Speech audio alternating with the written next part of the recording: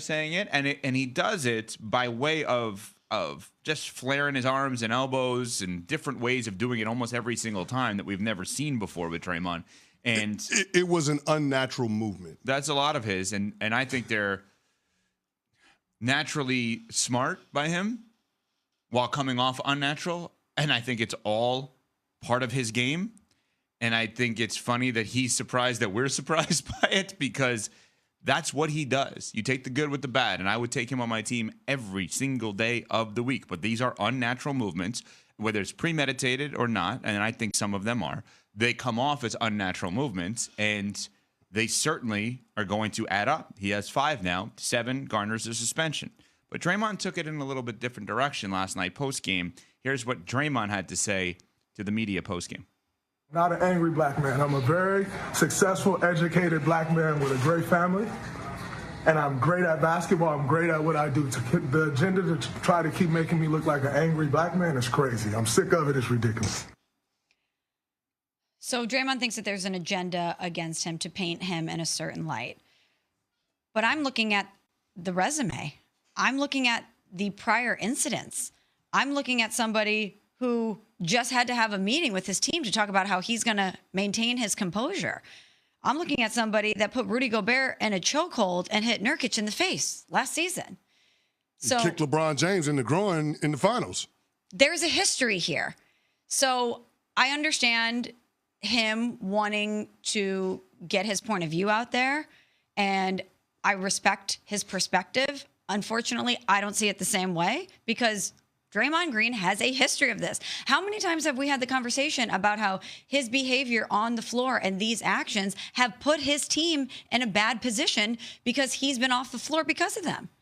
So I understand him wanting to try to sell his side of things, but unfortunately, we have all of the past data points to reference with Draymond, and this is a pattern. Yeah, I don't respect his perspective in terms of what he's doing, trying to use racist tropes or stereotypes to give him cover for inexcusable behavior on the basketball court.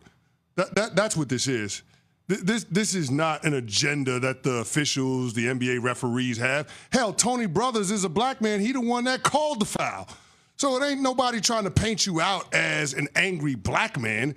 This is folks acknowledging that your conduct on the court is borderline and sometimes crosses the line. And last night was yet another example. What you did to Naz Reid wasn't right. Now, Naz Reid had a reach-in foul, but Draymond Green having his right arm go up and his left arm knock the hell out of Naz Reid, hit him in the face, that's unnecessary. You don't need that.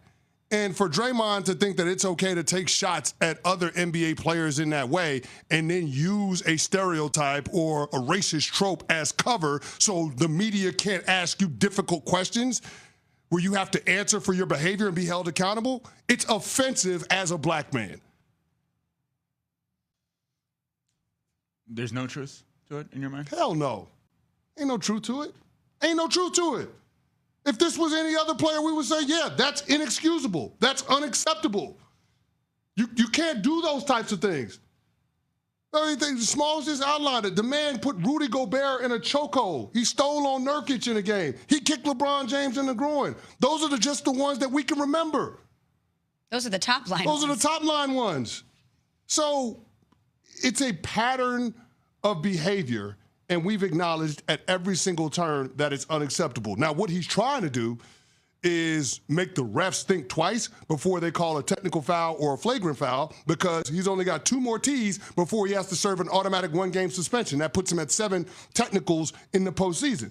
So that's what he's trying to do. He's greasing the skids because he understands how important he is. He understands the edge that he has to play with in order to be effective for his team, being an undersized big, knowing how he has to, basically set the tone for Golden State defensively.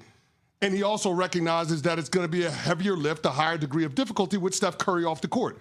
So I think Draymond understands all of this, and he's using the stereotype or the racist trope as cover to say that, to make the officials second guess whether or not they're going to call him the next time he does something borderline on the court. Now, Nuno, there was an incident last night with a a fan got kicked out. Okay, so there was a fan that said something and got kicked out. And maybe that was the reaction. Okay, he can say that about the fan, but that wasn't what the question was from the media. It was about the technical fouls. It's about the flagrant fouls. Right, on court. On court, right. The behavior on court. So I'm not saying how fans view him. I'm not saying what fans say to him.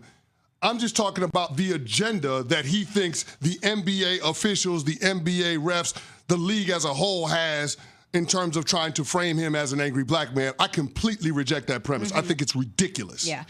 Just because I don't think we specifically said it, the fan did get kicked out for using a racial slur against Draymond. So I don't know if that was part of the approach that he took last night when asked about it because of that incident. Maybe that shaped the way that his response was, but unfortunately, we have the resume. We know, Draymond, that this is part of your game, a huge part of your game. Let's continue this conversation because there's more to this. And I'll just say right now, I don't think Draymond should change one bit. And I'll explain. Series tied at 1 apiece. Julius Randle with 24 points, 11 assists.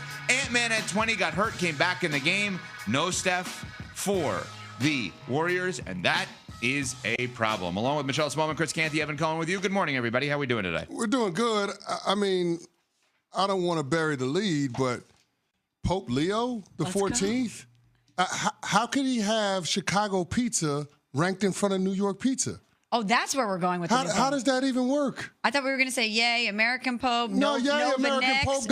That's all good. But I mean, it has to reflect American, American culture as well, right? How can you say that Chicago pizza is ahead of New York pizza? Now, of course, the new Pope got it right. Rome pizza is first. Obviously. Italian pizza is first. But Chicago pizza over New York pizza? He's from Chicago, so obviously his palate is going to defer to his roots. I'm with you. New York pizza, obviously superior to Chicago deep dish. No question. But I respect the Pope's loyalty to where he's from, which is Chicago. Southside guy. I don't even think that Chicago pizza and New York pizza should be in the same sentence. I think Chicago pizza is more of a lasagna than a pizza. It is. If you have to use a fork to eat it. Stop trying to punt on the questions. Which one is better? Is it Chicago or New York? Pick a side. He doesn't even think Chicago pizza should be in the convo because New York is so superior. All right, then great. That's your position. Chicago pizza is inferior to New York pizza. You can't say that in my ear. And then not say it on the air. So go ahead. I just said, Canty, your wife must be sleeping. Yeah, she is. She's asleep. Where's your wife from? My wife is from the south side of Chicago. Yeah. Is there anyone that would think otherwise? Are there people that would think Chicago? I feel like even people in Chicago would take Chicago pizza's way better. That is not true. People from Chicago ride and die with the deep dish pizza. They ride for Lou Malnati's and Giordano's. Oh, yeah. Yeah, nah.